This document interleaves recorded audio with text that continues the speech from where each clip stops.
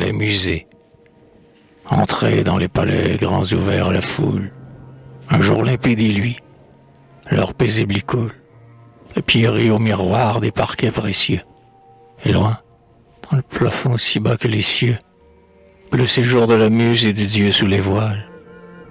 L'œil voit trembler des chars, des luttes et des étoiles. Sous la voûte, sur les paliers, par les rampes en fleurs et les grands escaliers, un courant d'air vaste circule, et douce est la fraîcheur où vous marchez, parmi le peuple blanc des marbres recherchés. Saluez, c'est Vénus. Admirez, c'est Hercule. Comme vous reposez les yeux aux blancheurs sombres des musées, la fièvre de nos sens expire dans ces lieux, et nos âmes y sont largement amusées. Ô génie, ô lent créateur, comme Dieu fait courir la sève dans les arbres, tu fais courir la vie aux lignes des beaux marbres, et sur la pierre, à la hauteur, tes bras de la statue du col de l'amphore, l'œil croit voir voltiger encore les mains illustres du sculpteur.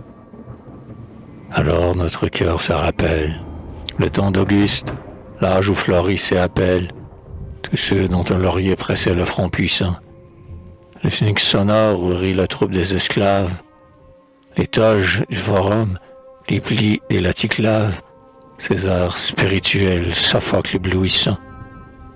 Rome, Athènes, au palais que la colline élève, vous, Romains, vous sculptez à la pointe du glaive, et vous qui soupez chez les dieux, vous possédez la grâce et vous la versez toute. Athéniens, et c'est chez vous que l'âme écoute, le grand hymne muet qui chante pour les yeux, le long des lignes, sous la voûte de vos temples mélodieux. Des anciens, endormis au bruit frais des fontaines, les âmes en rêvant se promènent ici, caressant tous les fronts d'un regret adouci, et font, sur les lèvres hautaines, des Romains et des Grecs et de Tibère aussi, chuchoter un long flot de paroles lointaines. Ô belle antiquité, toute nouvelle encore, berce-nous de tes bons murmures, comme une abeille d'or que l'été de Paris prendrait aux roses mûres, pour la jeter en prairiale, grisée et bourdonnante autour de la salle apaisée, où, visiteur royal, par les vitres embrasées au feu de ses prouesses, le baiser du soleil vient dorer les déesses.